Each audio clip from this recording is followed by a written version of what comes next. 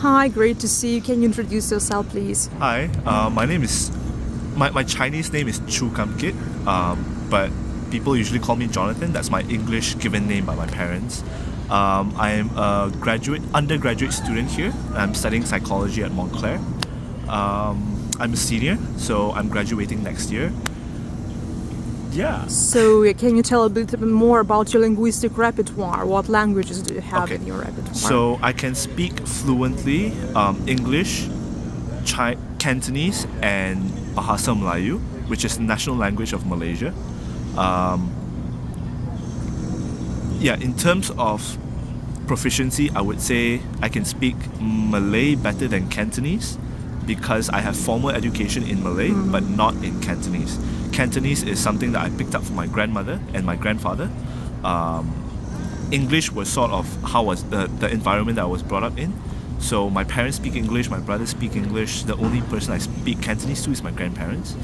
So I'm very proficient in English. I grew up reading a lot of English books. I had interest in writing, creative writing. So that explains why I'm very proficient in English. So how did you start learning English, and can you say some words about language instruction in Malaysia? Okay, so I started learning English through my parents. I'm a native English speaker, so I learned from my parents, and I began learning English when I was in elementary school, so in kindergarten, and I picked up an English book. And I started my love for reading from a very young age. I think 7 years old, and I started reading lots and lots of books. By the age of like 12, I was reading 2 to 3 books a week. That's a lot. So English in Malaysia is seen as a prestigious language. If you know how to speak English, definitely you'll be able to land easier jobs, and it's sort of emphasized in schools. But the main form of communication in public schools is usually sometimes in Malay. Because we have vernacular schools. So we have 3 kinds of schools. We have national schools, Chinese schools, and Indian schools. So confusing. Yeah. So in each of these vernacular schools, they have their own language. So the Chinese schools will speak Mandarin, the Indian schools will speak Hindi or Tamil, and the national schools will speak Malay. That will be the sort of like the official mode of communication, but usually we speak in English. Yeah. And what difficulties did you have learning English? I didn't have difficulties learning English because, like I said, I read a lot of books. So I think the most difficult part of learning English is learning the syntax of English, the rules, the grammar of English, because it's really confusing. They have a lot of technical terms like verbs, verb phrases, nouns, noun phrases. So I had a lot of difficulty using that. But it's more of like, I just know. I don't know how to tell you, I don't know how to teach you, I just know it's correct. I can tell you a sentence whether it's correct or not, but I cannot tell you why it's wrong. Yeah. You just have these sounds for Yes. it. I think it grew up from me reading a lot of books. So it sort of like grew on me. Yeah. So it was love from within. It's not just about particular teacher that motivated, encouraged you, but just your own will and desire to learn. Mostly. You're from there? No, I'm not. Yes. So you say it's not teachers who motivated you, but just your own desire. Yeah, it's my own desire. Also, I grew up in a very English-speaking community, so it's sort of like an additional motivation for me to learn English. I can communicate with my friends better and stuff like that. And how do you integrate English into everyday life in Malaysia? So we speak this combination of it's called Manglish. So it's a combination of English, Malay, and Cantonese. And sometimes Tamil. So we have a jumble of languages in one, and we sort of communicate in a very casual terms with everyone else. So it's spoken language. It's a spoken language. Yeah. So, for example, it'll be like, "Day macha, why are you always so late?" So that one was a combination of Tamil or Hindi, and English. So I can also incorporate Malay and Cantonese into it. So, why are you so stupid? Like that. So, I think it's because we grew up in a very multilingual environment that incorporating English into many areas of my life is very easy. And how would people understand each other in Malaysia? Because if your native languages are different, would you use English as a form of communication? Yes. So English is a must-learn language. So in all schools, English is taught. You have to go through English classes. But secondary language classes like Chinese and Tamil is optional. Like you can choose to take it. And I have friends who are Chinese. They go to Indian schools, and I have friends who are Indians who go to Chinese schools. So they can. So it's sort of like a mixture. You will be surprised. You'll find Indians speaking Mandarin back home.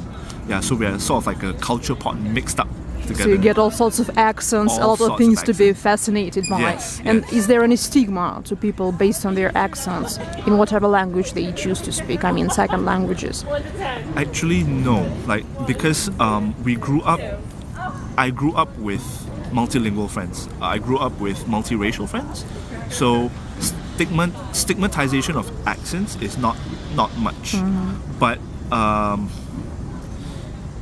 being weak in a language, being weak in English is seen as unprofessional. So if you're not good at English, like I said, typically if you want to get a job and you're not good at English, your chances of getting that job is kind of low. So even in Malaysia. Even in Malaysia. So people just would feel really unconfident trying to not to know English. Yeah. They will sort of like they will speak to you in broken English. So they will speak halfway in certain sentences, then they will insert a word from their own language that they do not know how to sort of translate. And sometimes they have translation errors that come from like direct translation from either Chinese to English or Malay to English. Yeah. So it's very confusing it's sometimes. Very confusing, and you sort of vibrant. like know if they direct translate, the sentence in English will sound really, really weird. Yeah. And what about just phonetics and syntax? Is it really difficult because your native language is a tonal language, and is it difficult to try to speak English with comprehensive accent? I think it is because like you said, it's a tonal accent, tonal language. So each word in the pinyin Mandarin form of writing has an intonation of alphabet. So an A can have a flat intonation, raised, lower, low, up, low. Those kind of intonations. And being an English speaker, when I read a pinyin text, I was like, how am I supposed to read this? Because one letter has those kind of intonations, and in every sentence you have to sort of like reframe your mind. Okay, this one I need to speak it higher, and I have to speak it lower. So it's really difficult as a native English speaker learning Chinese. But it's not to say it's impossible. It's just more difficult. Yeah. So I didn't learn to speak Mandarin because I didn't like Mandarin. I didn't have the because I grew up in an English speaking environment, I had no one to speak Mandarin to, so that's why I preferred speaking English. So you would say it's a first language now, Yes. even though you have sort of accent. It's still you Yes. think it's your native language. It is my native language. And can you tell a bit more about your specialty? Why did you start your research, your studies in psycholinguistics? How did this interest originate? Okay, so it originated when I was doing my internship. It was in a learning difficulty center, so they help students with learning difficulties.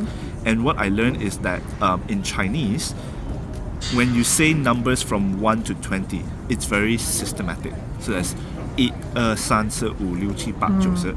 So it's you will see patterns. So after the 10th, then you will see I'm not a native Mandarin speaker, but if I speak in Cantonese, there'll be sub yet, sub say, sub sam.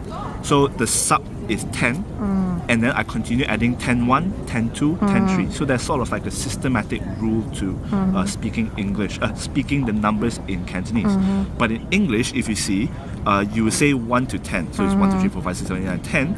But when you come to 11 and 12, 11 and 12 is a very weird word, because after 11, 12, then there's 13, 14th, 15th. So 11 and 12 have a very unique set of rules compared to the rest of the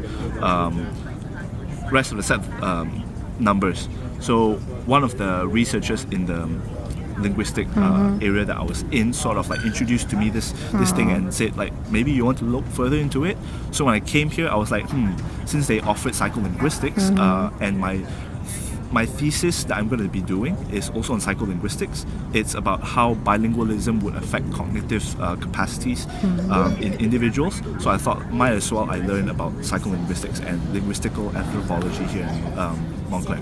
And have you had any experiments to test some hypotheses on your studies, or is it just in impetus, all these studies? Like right now, most of it is theoretical. So I read a lot of research, but I could not do any practical research yet because I would need to pass through the ERB, which I cannot do it here. It's too short. So when I go back, I can run a pilot study. So you will test people, do experiments, what kind of things are you going to do? So what I'm going to do is I'm going to study on how bilingualism would affect your ability to inhibit your actions. So what I'm thinking is that people who can speak more than 2 languages can inhibit their actions better than a person who speak 1 language. So back in Malaysia, there is this thing called the Stroop test. Do you know the Stroop test? Yes. Yeah. So that would be my sort of like base test. My hypothesis would be that people who can speak 2 or 3 languages, they will have lesser reaction times and lesser errors than people who speak only 1 language. So again, there's an issue because like, at what point would you consider that person to be proficient in a language? So for me, I can speak in Malay, but am I considered a proficient speaker? To some, I might not be because I can only hold very limited amount of conversation. But to some other people, because I can hold a conversation, I'm already considered a bilingual. So I have to sort of like sort that out first before I can continue my research. Because you are in a very inspiring environment back home. You have a lot of people speaking all kinds of accents, languages.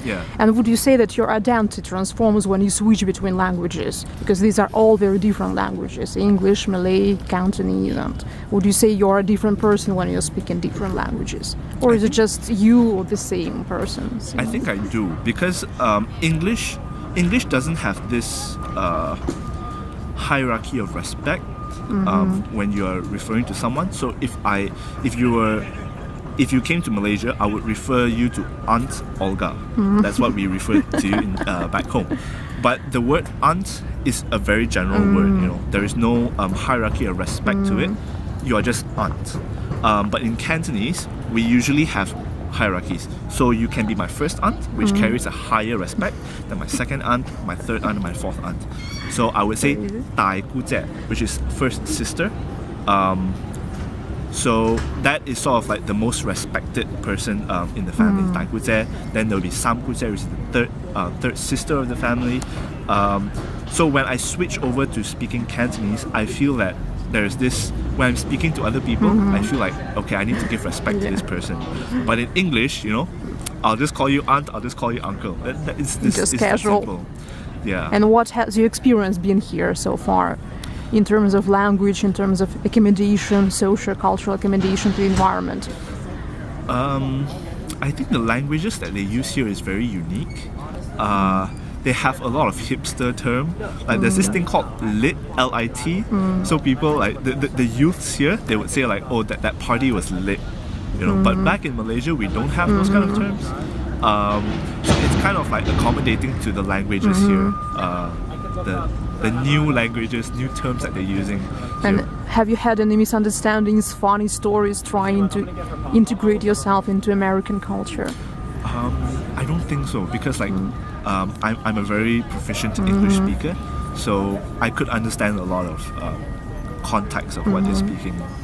Yeah. And what advice can you give to people, especially those who don't live in such multilingual, vibrant communities, they want to study English?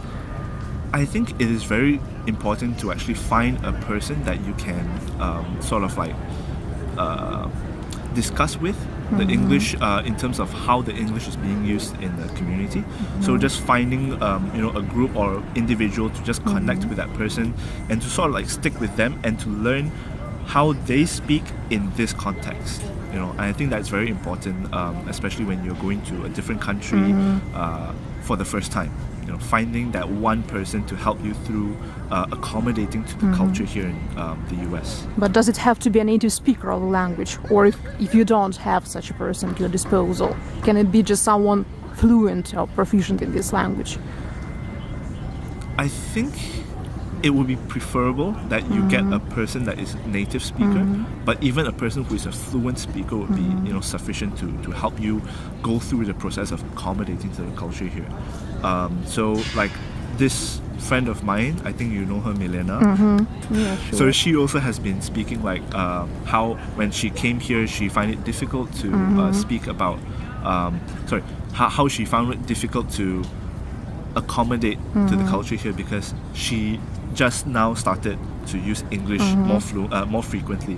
So I think it is good that you pair up with one person, to learn the languages of the community. Because languages are a human thing. This is what humans do, nobody else. This is why we need humans to support us. us. And it's a very relative thing. So it's different according to states. So you'll find how they use the languages here is very different than how they use language in Texas. So it's gonna be weird if you go to Texas and then you come here, or here, there, it's vice versa. So but it's good for our cognitive functions to try to good. switch from one environment to another. Just makes it better to tap into things. So getting a local to sort of help you through a process would be really much beneficial to you. Yeah, so thank you very much and good luck to you in your studies. I hope you will really contribute to cognitive studies and bilingualism, and maybe we'll hear more and more about you as a researcher in this field. Thank you. So thank you very much. Bye. Bye-bye.